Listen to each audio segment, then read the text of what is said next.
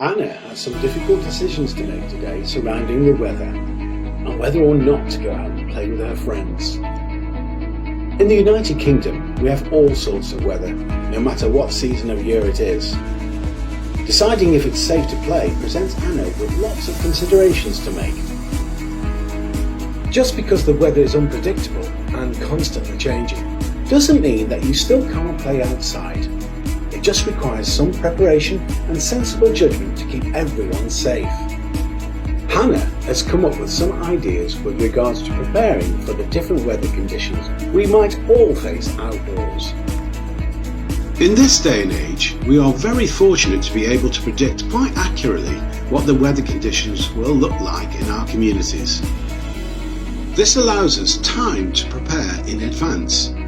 The most important thing to consider first is what to wear regarding clothing. If the weather is cold, snowy or raining, it's really important to wrap up, ensuring from head to toe that you have enough comfortable warm clothes and footwear. If it's sunny and warm, it's also important that you have appropriate clothes which protect you from the strong sunlight or heat generated from the sun.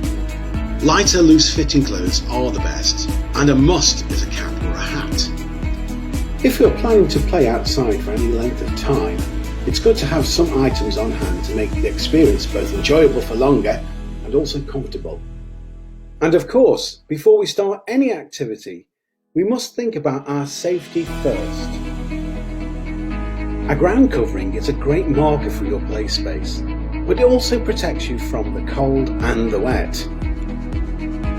Having access to an umbrella also protects you from the sun and the rain, and it's a very good windbreaker.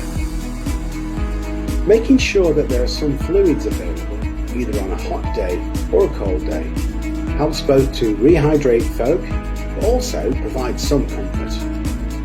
And it's a really good idea to have with you at all times a telephone, just in case of those emergencies that might arise.